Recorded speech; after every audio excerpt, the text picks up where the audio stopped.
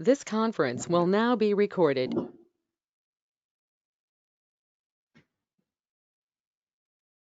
Hello, good morning, everyone. Good morning, sir. Good morning, sir. Good morning, sir. Good Okay, morning, sir.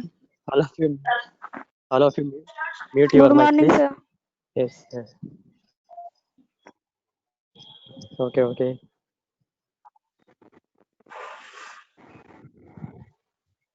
So today, types of snanas. Types of snanas. We know the snana with water only. So today, the very interesting topic is types of snana. Different types of snanas.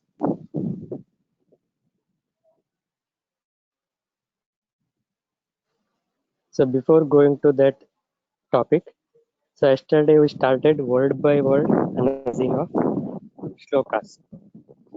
So that is very important. You have to understand that how to analyze shloka with grammatical view. So yesterday we saw some examples from first 8 chapter, first shloka and second shloka. So in final exam, one question will be like that: do grammatical analyzing of following shloka. So one question for 3 marks. So for that you have to write that shloka which already will be given on question paper. So you have to write that shloka.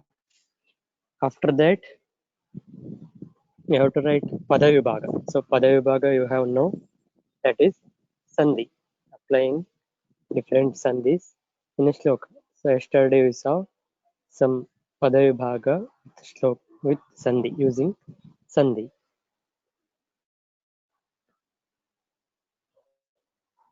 So second step is Padavibhaga. So after that you have to analyze padas one by one. So that is which pada in which linga, that is Pullinga, Strilinga or Napumsakalinga. So you have to write that one in next step. So after that, which vachana, that is ekavachana, dvivachana or bahuvachana. For example, yesterday snanam. Snanam is Napumsakalinga, ekavachana. So in second shloka, kriyaha, that is akaranta strilinga bahuvachana. Kriyaha, sarvaha, that is also akaranta strilinga bahuvachana. So you have to write in this way for grammatical analyzing of shloka. So shlokas from Sushruta Sharirasthana, we will provide you all textbook for that Sharirasthana to analyze shlokas in grammatical view. Very easy to analyze that one. That is, you have already know the table of Akaranta Pullinga, Akaranta Strilinga, Akaranta Napumsakalinga, and Akaranta Ikaranta Pullinga, Ukaranta Pullinga, Rama Shabda, Hari Shabda, Shambhu Shabda, Sita Shabda, Vana Shabda. So in this way, you have to identify the word, that word in which form and that word in which vachana. So that is for shabdas, words. And next step is identify the verbs. For example, patati. So ending with ati, ataha, anti, that is verb, that is kriya pada. So you have already know the table of that. Patati, patataha, patanti, patasi, patataha, patata, patami, patavaha, patama. So that is the table for verbs. So in the same way, this is parasmaipadi, and next one is atmanepadi. That is vardhate, vardhete, vardhante, vardhase, vardhete, vardhadve, vardhe, vardhamahe, vardhavahe. So this is the table for atmanepadi. So yesterday we saw some atmanepadi dhatus, that is nisheveta and jayate, vina snanam na jayate. So that is example for atmanepadi dhatus. So this is the way to analyze the word, in which linga, in which vachana, and for verbs in which kala and which purusha and which vachana. So you know that vartamana kala, bhuta kala and bhavishyat kala. Vartamana is present tense, bhavishyat means future tense, bhuta means past tense. So you have to identify that also. And after that, prathama purusha, madhyama purusha and uttama purusha. Prathama purusha means that is third person, madhyama purusha second person, and prathama purusha first person. So in the same way, you have to identify that shlokas of words of slokas. Got any doubts? Please ask. Grammatical analyzing of words. You have 2 minutes to ask a question. Any doubts? Please ask about grammatical points, grammatical analyzing of words.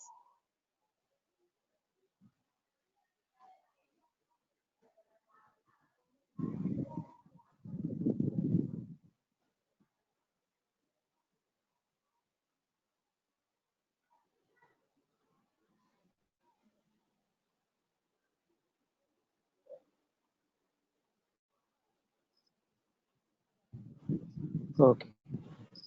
No doubts on.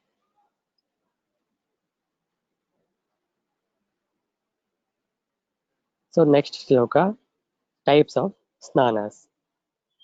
You know the types of snana. We know we are taking bath with water every day in lockdown days also. So this is very famous, taking bath with water. So that is also one type of snana. So here in third shloka of 8th chapter, showing different snanas. The shloka taken for Yajnavalkya Smriti. So Smriti is one grantha. Smriti means grantha written by rishis. That is called as Smriti. Yajnavalkya Smriti means written by Yajnavalkya. Yajnavalkya is a name of one rishi.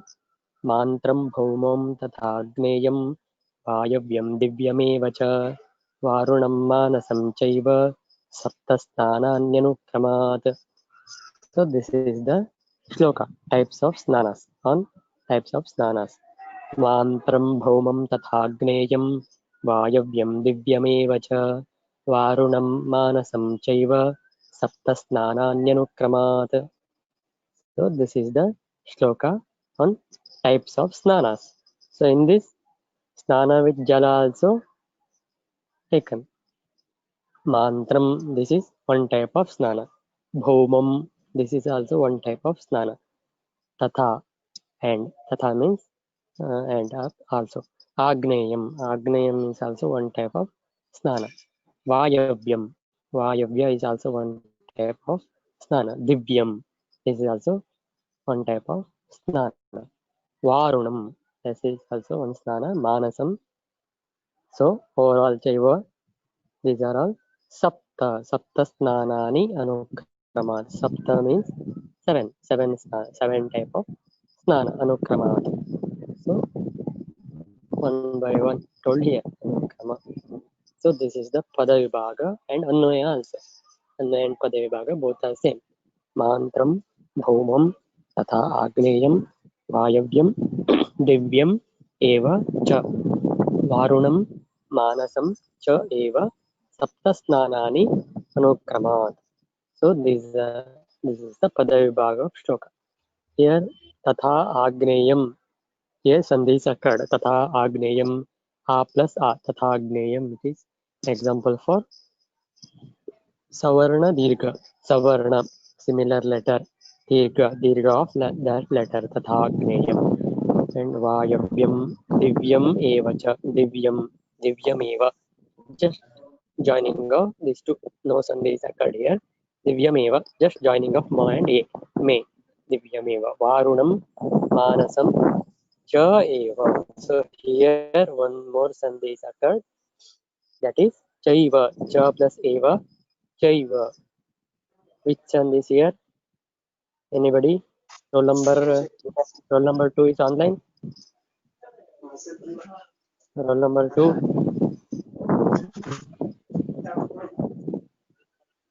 Roll number 2.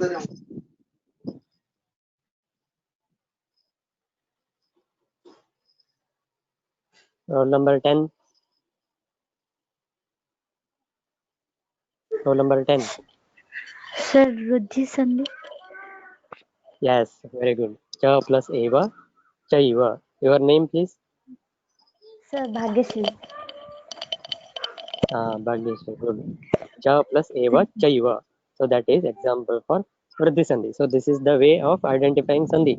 Apply all Sandhis here.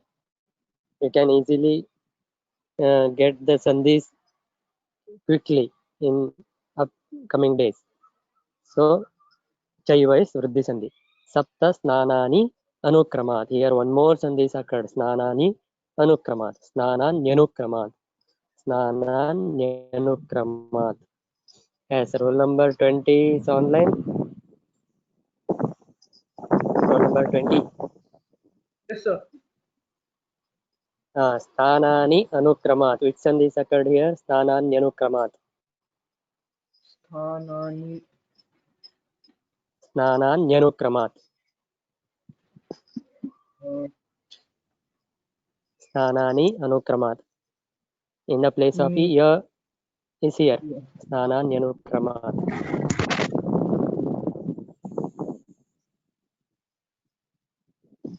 Ityasti, anyatra. Sorry, anyatra nasti. Ityatra. This is also example for that sandhi. Iko yanachi is sutra for that sandhi. Yana Sandhi. Yan sandhi. So in the place of ya will come. That is yan sandhi. Snanani anukramat, snananyanukramat. So see the shloka.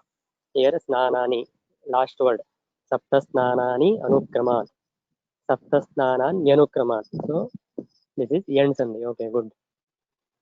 Sapta snananyanukramat. Snanani anukramat. Example for yan sandhi anukramat. So this is the Padavibhaga and Anvaya of shloka.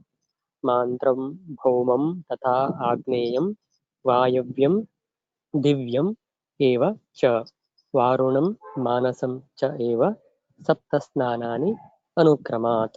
Anukrama means in order. Anukrama in order.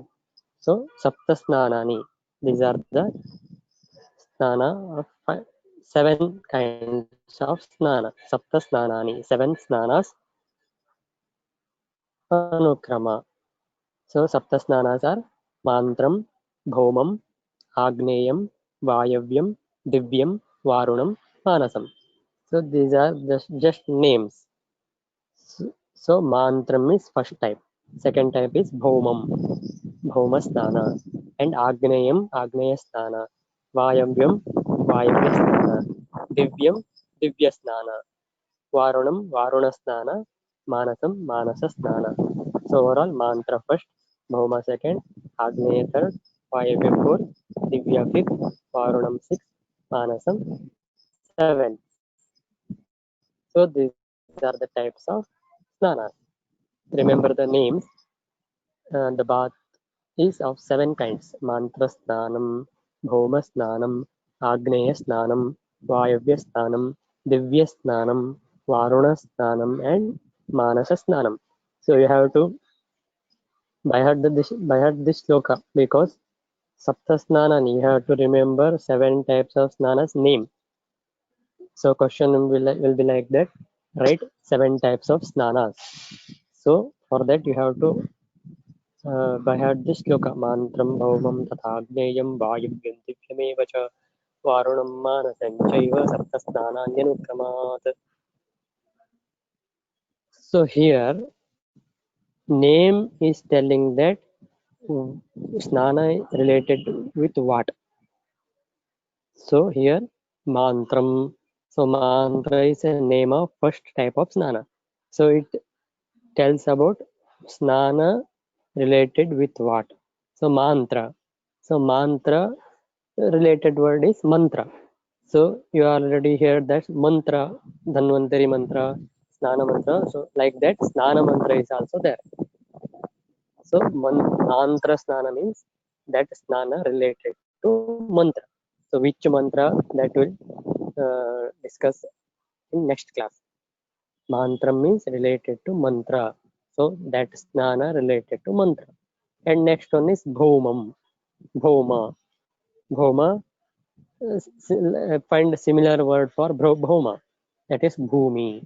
Bhumi, Bhoma. So Bhoma Snana related to Bhumi, Prithvi. And the Agneya. So next word is Agneya. Agneya, find similar word to Agneya. That is Agni. Yes, that is Agni. So Agneya Snana related to Agni. So Vayavyam. So Vayavya. Which word suits for this Vayavya? Vayu. So Vayu. So related to Vayu. That means taking Vayu, taking bath with Vayu. So how to take that Vayu, taking bath with Vayu? Let's see in next class. Vayavya. And next is Divyam. Divya. Let's take similar word Divi. Divi means Akasha or Antariksha. ऊपर वाला जो part है भूमि से ऊपर जो है वो दिवी बोलते हैं. दिवी, दिव्या. That is Divya. And Varuna. Varuna. Varuna, Varuna. So related word is Varuna. Varuna means god of water, god of rain. So Varuna. So related to water. So this snana is, we are daily taking this Varuna snana. So जो हम daily करते हैं that is Varuna snana. So Jala snana. Varuna, Varuna. Varuna is god of water. Next is Manasa. So Manasa. Manasa, take related word to Manasa, that is Mana. Manasika, Mana. So related to Mana. So these are the types of snanas. So this name telling that which type of snanas. That snana related to with what? Related with what? So mantra related to mantra. Bhauma related to Bhumi. Agneya related to Agni. Vayavya related to Vayu. Divya related to Divi. That is Antariksha, Akasha, and so on. That is a synonym for Akasha, Divi, Antariksha, and etc. Varuna related to Varuna. Varuna is god of water. So related to water. And Manasa related to Mana. So Mantra, Bhumi, Agni, Vayu, Akasha, Jala, and Mana. So taking snana with this. So this is type of snanas. Mantram, Bhumam, Tatha, Agneyam. Tatha is Avyaya. So Avyaya. Eva is Avyaya. Cha is Avyaya. And all Eva, these are all Avyayas. All other words are Napumsakalinga words. Matram, Mantram, Bhumam, Agneyam, Vayavyam, Divyam, Varunam, Manasam. These are all Napumsakalinga words. Like Vanam, Vane, Vanani, Mantram, Mantre, Mantrani, Bhumam, Bhume, Bhumani, Agneyam, Agney, Agneyani. So words goes like Vana Shabda, Jala Shabda. So these are all adjective for snana. So another point is these are all adjective for snana. So mantram means mantra snanam. Dasnana, which is related to mantra. Bhomam snanam. Bhomam is also adjective to snana. So Bhoma snanam, Agneya snanam, Vayavya snanam, Divya snanam, Varunam snanam, Manasam snanam. So all words are Napumsakalinga words and adjective for snanas. So types of snanas. So how many types of snanas? Each question will be come in multiple choice question. How many snanas are there? 5, 6, 7, 8. So answer is 7. Sapta.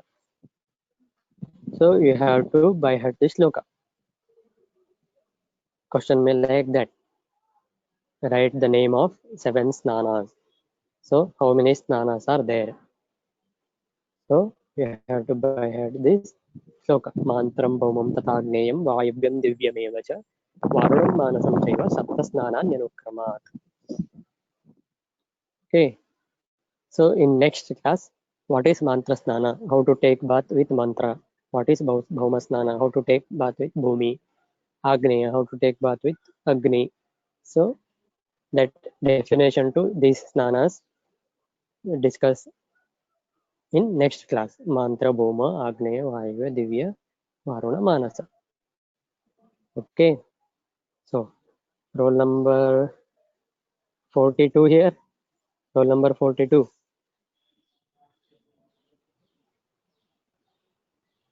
Roll number 42.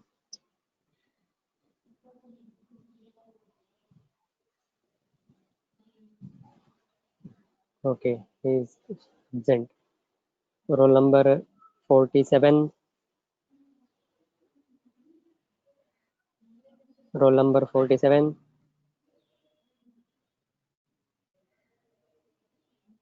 No, 47 is also absent. Roll number 50. Roll number 50.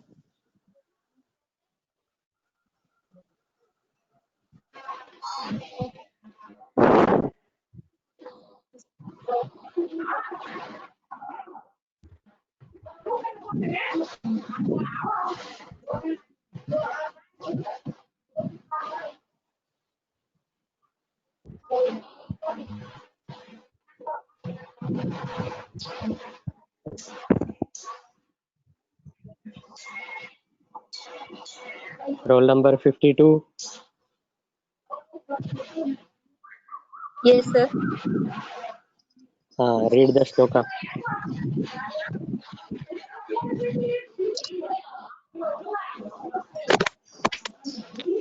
मातंत्र भौमः तथाग्ने वायव्य दिव्यमेव च वारुण मानस चैव तप्त स्नानान्यनुक्रमात्. Your name, please. Amruta. Amrita. Amrita. Roll number 56.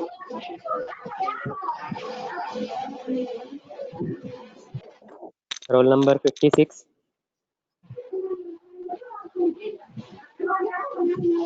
57. Yes, sir. Read the shloka.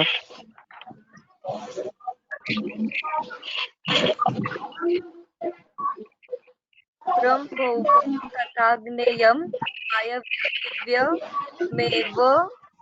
च वारुणं मानसं चैव सप्तस्नानान्यनु. Okay, good. Next. Roll number 77. Roll number 77.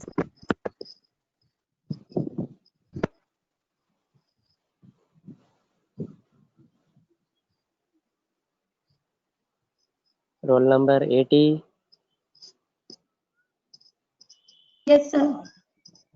Yes, sir. Read the shloka. Read the shloka. Mantram bhaumam tathagneyam vayavyam divyam च वारुणं मानसं चैव सप्त स्नानान्य अनुक्रमात्. Okay, good. Your name? 77, sir. Amrita. Hey, बंदे ना. Okay. Shakib. हाँ सर. Shakib, वो दो श्लोका. मंत्रं भौमं तथाग्नेयं वायव्यं दिव्यमेव च वारुणं मानसं चैव सप्त स्नानान्य अनुक्रमात्. Okay. 89.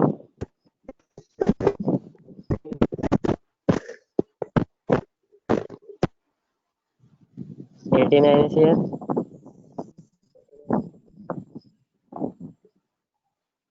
99. Yes, sir. Read the shloka.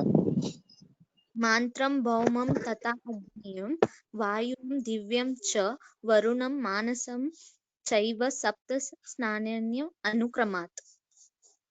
Okay, saptasthana अनुक्रमात्. Okay. Next, roll number 94.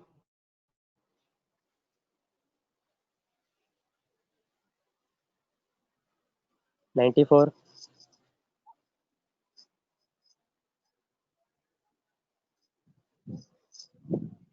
Okay, 94 is not there. Next, roll number 88. Shreyas, Yes, sir. Yes, sir. read the shloka. Mantra Bhaume Tattagriya Vayavya Divameva cha Varunya Manasya Chaiva Saptasananya Anukramat. Anukramat. So here mantram, that is anuswara. ಅನುಸ್ವಾರ ಹೇಗೆ ಮಾಂತ್ರಂ ಭೌಮಂ ಅಂತ ಉಚ್ಚಾರಣೆ ಮಾಡ್ತೀವಿ. Okay. Next roll number 13 is here. 13.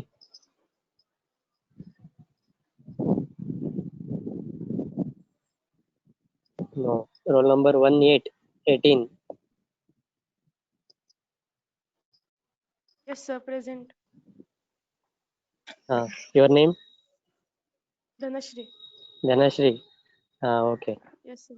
Read the shloka. Mantram bhaumam tatha agneyam वायव्यं दिव्यमेव च वारुणं मानसं चैव सप्तस्नानान्य अनुक्रमात्. Okay. Saptasnananyanukramat. You have to. Roll number 13. What, sir? 13. Okay. Dhanashri, good. Okay. 13. Read the shloka. Manam Bhaumam Tatha Agneyam Mantram, that is mantram. Mantram Bhaumam Tatha Agneyam Vayavayam Divyameva cha Varunam Manasam Cheva Saptasnayayu Anukramat. Your name? Nazia. Yes, sir. Okay. Next, roll number 5. Roll number 5, Akanksha. Yes, sir. Read the shloka. Mantram bhomam tatha agneyam vayavyam divyamevam cha varunam manasam chaiva saptasnananya anukramat. Okay. So this is the shloka. You have to by heart this one because very important shloka, and you have to remember the names of all snanas: mantra, bhoma snana, agneya snana, vayavya snana, divya snana, varuna snana, and manasa snana. Overall 7 snanas are there.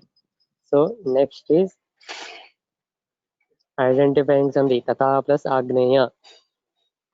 I'll ask sandhis. Roll number 2. Can you hear me? Roll number 2.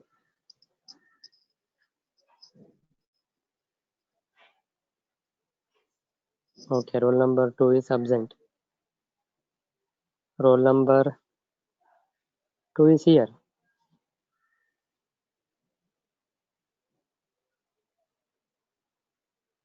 Pushpak, roll number 2. Can you hear me?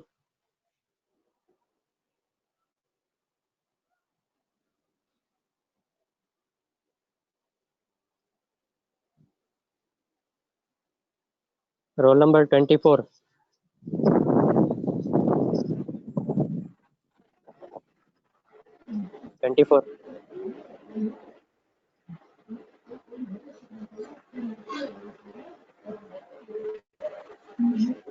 Hello? 24. Sir. Roll number 24. Hello? Vishwas. Hello? Vishwas. Sir. Read the padas. Mantram, सर दीर्घ Bhomam. संधी Yes, good. मंत्रम Read. काय Ah, सर्व read. मंत्रम Bhomam. Ah, hmm. वाक्यं दिव्यम् एव च वारुणं मानसं च एव सप्तस्नानानि कुर्मः Okay. Tatha Agneyam is which sandhi? सर दीर्घ संधी You have to tell Savarna Dirgha, not only Dirgha. Okay. Savarna Dirgha Sandhi. So that is the हाँ name sir of sir that Sandhi. Okay. Very good. Keep it up. Hmm. Next. Roll number 30. 30. Yeah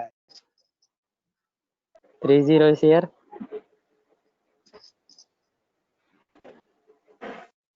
hello हाँ सर 30.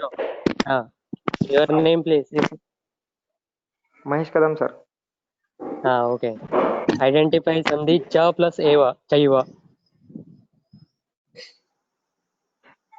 Cha plus eva. Hello Chaiva.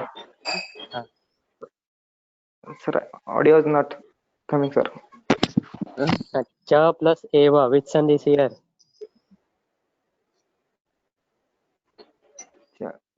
Cha plus eva. Chaiva. सर Hmm. सवर्ण सर Huh? Hello तथाग्ने सवर्ण दीर्घ च plus eva. Chaiva. A plus a equal to I. Vridhyate sutra for that Sandhi. Ekaikam, Paramaushadam, Divyaushadam. These are all exam for that Sandhi. Cha plus eva. Chaiva. Kapaschaiva. सर वृद्धि संधि Good. Vriddhi Sandhi. So, coming of I and O is Vriddhi Sandhi. Remember these 2 points. I and O. Only I and O for Vriddhi Sandhi. Cha plus eva. Okay. Roll number Yes, sir. 33. Roll number 33.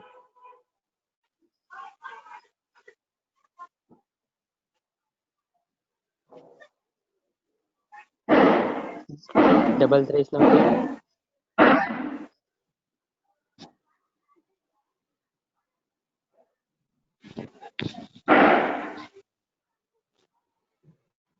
Okay, 73. Roll number 73. Rohit.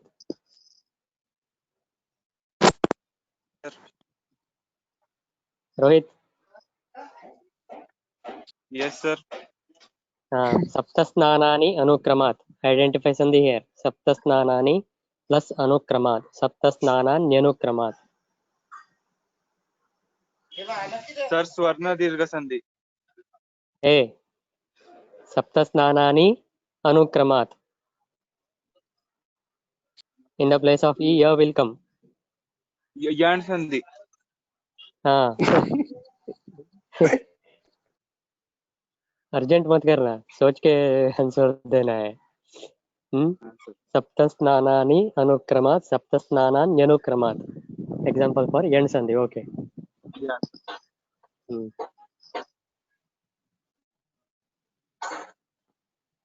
So the bath is of 7 kinds, meaning is mantra snanam, bhoma snanam, agneya snanam, vayavya snanam, divya snanam, varuna snanam, manasa snanam.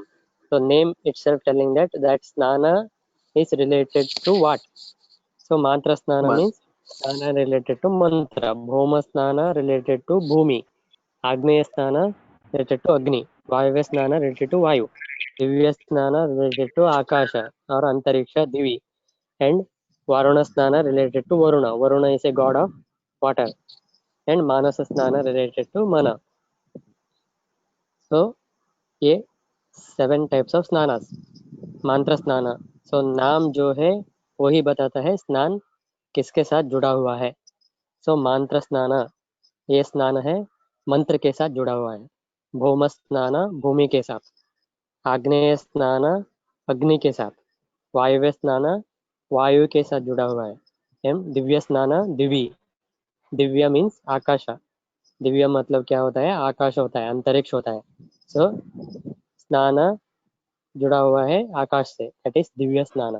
And वारुण स्नान, वरुण के साथ जुड़ा हुआ जो स्नान है वो है वारुण स्नान, that is जल स्नान। वरुण देवता है, जल का देवता है वरुण। सो वारुण स्नान रिलेटेड टू जल। सो हम डेली हम जो स्नान करते हैं वो है वारुण स्नान। सो नेक्स्ट वन इज मानस स्नान। सो दैट मानस स्नान, जो स्नान जुड़ा हुआ है मन से, मानसिक स्नान और मानस स्नान, मन से जुड़ा हुआ जो स्नान है वो मानस स्नान। सो 7 types of ಸ್ನಾನಸ್. ಈ 7 ವಿಧದ ಸ್ನಾನಗಳಿವೆ. ಮಂತ್ರ ಸ್ನಾನ, ಭೌಮ ಸ್ನಾನ. ಹೆಸರೇ ಹೇಳುತ್ತೆ ಆ ಸ್ನಾನ ಯಾವ್ದ್ರೊಟ್ಟಿಗೆ ರಿಲೇಟೆಡ್ ಆಗಿದೆ ಅಂತ. ಅಂದ್ರೆ ಫಸ್ಟ್ ಒನ್ ಮಾಂತ್ರ ಸ್ನಾನ. ಸೊ ಈ ಸ್ನಾನ ಯಾವ್ದ್ರೊಟ್ಟಿಗೆ ರಿಲೇಟೆಡ್ ಇದೆ? ಮಂತ್ರದ ಒಟ್ಟಿಗೆ. ಸೊ ಮಂತ್ರ ಹೇಳ್ತಾ ಸ್ನಾನವನ್ನು ಮಾಡೋದು ಅಥವಾ ಮಂತ್ರದ ಸಂಬಂಧ ಇದೆ ಆ ಸ್ನಾನಕ್ಕೆ. ಭೌಮ ಸ್ನಾನ. ಸೊ ನೆಕ್ಸ್ಟ್ ಇಸ್ ಭೂಮಿ ಒಟ್ಟಿಗೆ ಯಾವ ಸ್ನಾನದ ಸಂಬಂಧ ಇದೆಯೋ ಅದು ಭೌಮ ಸ್ನಾನ. ಅಗ್ನಿ ಒಟ್ಟಿಗೆ ಸಂಬಂಧ ಇರೋ ಸ್ನಾನ ಆಗ್ನೇಯ ಸ್ನಾನ. ವಾಯುವಿನೊಟ್ಟಿಗೆ ಸಂಬಂಧ ಇರೋ ಸ್ನಾನ ವಾಯುವ್ಯ ಸ್ನಾನ. ದಿವ್ಯ ಸ್ನಾನ ಅಂದ್ರೆ ದಿವ್ಯದ ಒಟ್ಟಿಗೆ, ಅಂದ್ರೆ ದಿವ್ಯ ಅಂದ್ರೆ ಆಕಾಶ ಅಥವಾ ಅಂತರಿಕ್ಷದ ಒಟ್ಟಿಗೆ ಸಂಬಂಧವುಳ್ಳಂತಹ ಸ್ನಾನ ದಿವ್ಯ ಸ್ನಾನ. ಮುಂದೆಂದು ವಾರುಣ ಸ್ನಾನ.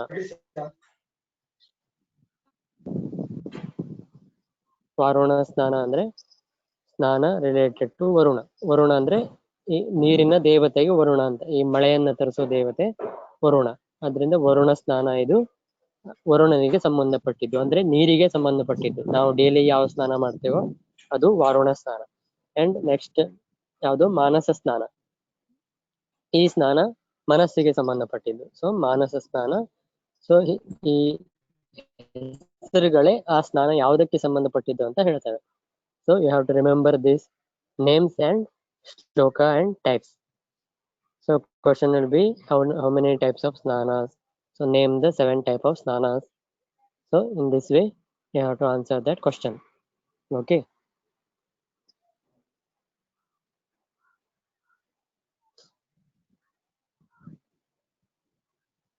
Roll number 33 is here.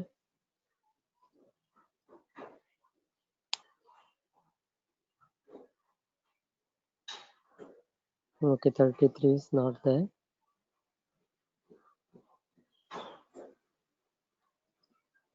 35.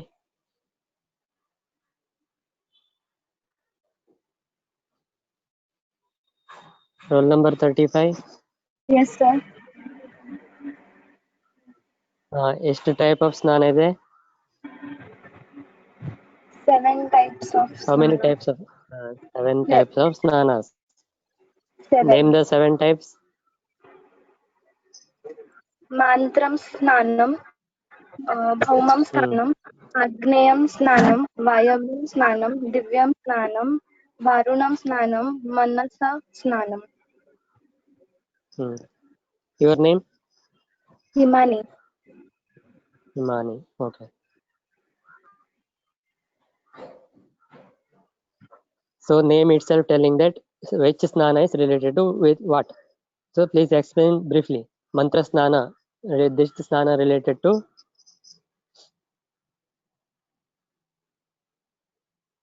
Himani.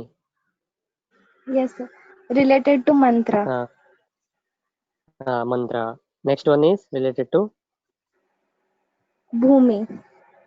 Bhumi. Next Agneya is? Related to Agni. Vayavyam related to Vayu. Divyam related to Akasha or Antariksh.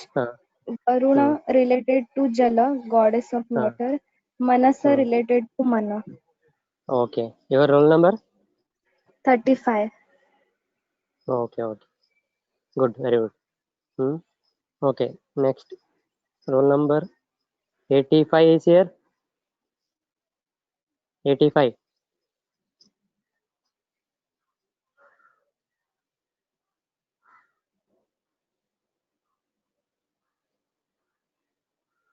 $56 is here. 56. 56.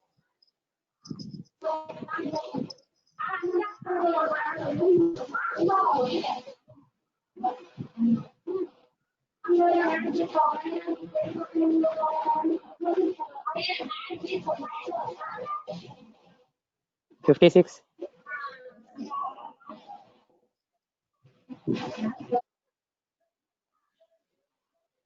Hello. 56. Roll number 15. 15. 15.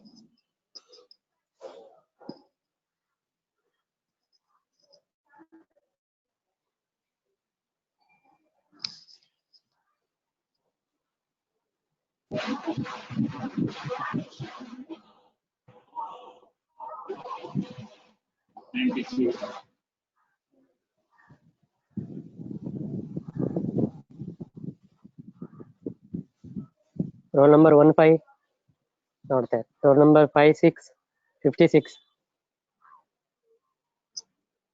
Or roll number 85. 85. Offline, sir. Okay. Roll number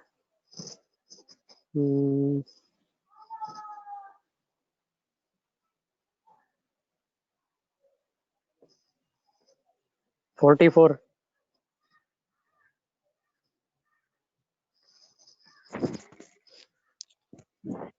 Yes, sir. 44 is here. Yes, sir, I'm here. Okay. How many types of snanas are there? 7 types, sir. 7 types. 7 Name the types. 7 types. Mantram snanam, Bhaumam snanam, Agneya snanam, Vayuvya snanam, Divya snanam, Varuna snanam, Manasa snanam. Okay. So Manasa Snana, that Snana related to what? Mana. Mana. Divya Snana. Akasha or Antariksha. Okay. Agneya Snana. Agnis. Okay. Your name? Mega Rani, sir. Okay. Good. Roll number 43.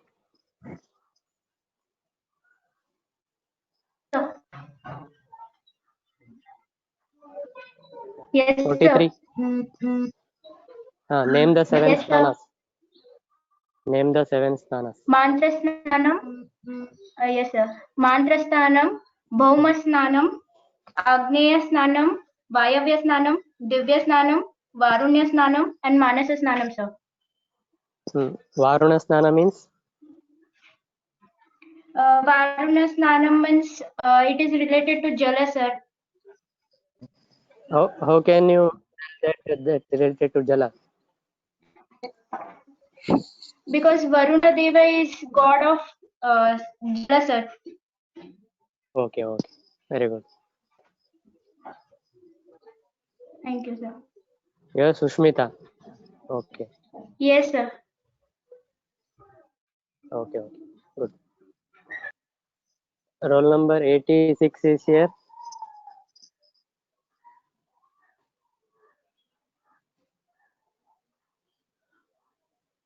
86 offline.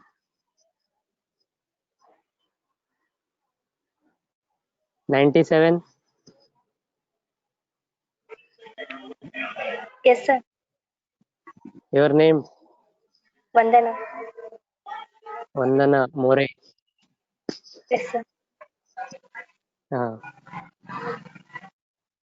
So here 7 types of snanas are there. So among them Bhauma Snana. So Snana related to what? Bhauma Snana. Bhumi, sir. Bhumi, sir. Bhumi. Divya Snana. Akasha or Antariksha, sir. Manasa Snana. Manas, sir. Mantra Snana. Mantra, sir. Okay, good.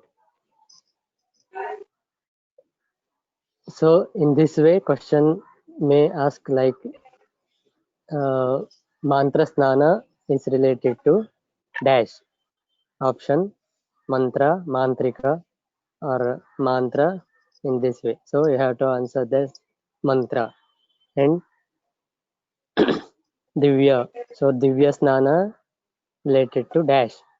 Antariksha, Bhumi, Jala, Vayu, and so on. So multiple choice question may ask from this shloka. Mantram bhaumam tathageyam vayuvyam divyameva cha varunam manasam chaiva saptasnananyanukramat. So you have to by heart this shloka, and so by understanding this name you can easily identify that snana related to what. Mantra snana related to mantra, bhuma snana bhumi, agneya snana agni, vayava snana vayu, divya snana divi. Divi means Akasha, Varuna Snana, Varuna. Varuna is god of Jala. So Jala, Manasa, Mana. So in this way you can easily identify that Snana related to that one. Okay, in the next class, what is Mantra Snana and how to take bath with mantra. What is Bhoma Snana? How to take bath with that Bhumi and Agneya, Vayu, Akasha, Varuna, Manasa. So in next class, definition to these all 7 types of snanas will be discussed.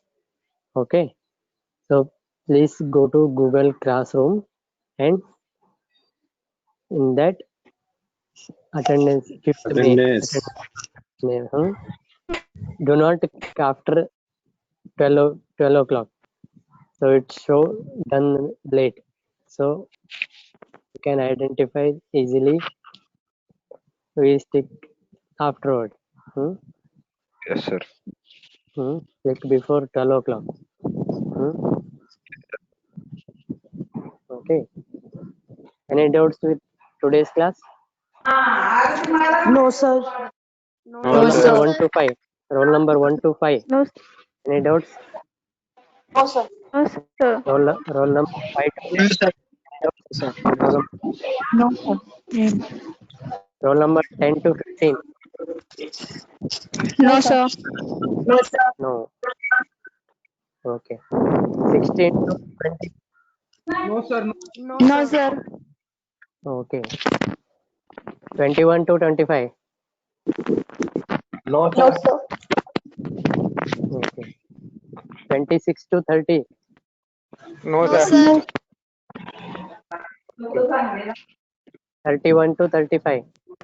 No, sir. No, sir. Okay. 36 No, to sir. 40. No, sir.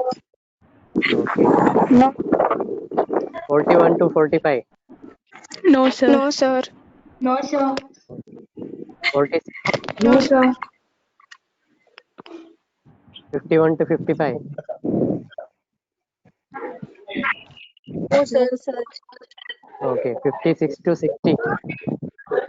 No, sir. 61 to 65. No, sir. No, sir. Okay. Ramesh, you are here. Sir. 60 to 70. No, sir. No, sir. 21 to 75. No, sir. No, sir. Okay. 76 to 80. No, sir. No, No, sir. sir. 81 to 85. No, sir. 86 to 90. No, sir. Okay. No, 91 sir. to 95. No, sir. 96 to 100. No, sir. No, sir. No. Okay. No, sir. Sir, So tomorrow, yeah, huh? sir, that PPT is not open, sir. Today's types of Snana PPT. Huh? Not Not opening. opening, What sir. happened? Not opening, sir. Not opening. What? What? Any dialogues for that? No, sir. When, Nothing. That PPT It is not blog opening. coming, sir. Nothing coming. Only types of Snana. okay. I will. Once again, I will post that one. Okay. Okay. Okay, sir. Yes, Okay. sir. Thank you, sir. Thank you, sir. Tomorrow come with this shloka. I will ask this shloka. Huh? Yes, Yes, sir. sir. Yes, sir. Yes, sir. Inform, inform your friends also. How many are left? Yes, sir. Yes, sir. Okay.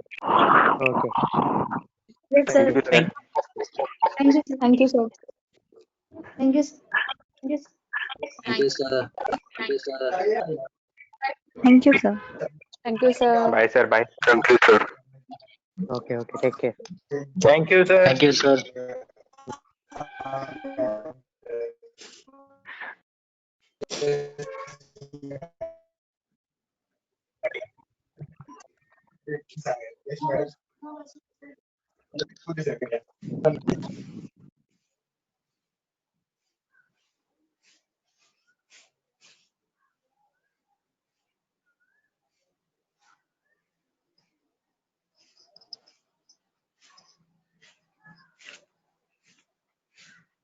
Thank you, sir. It's okay.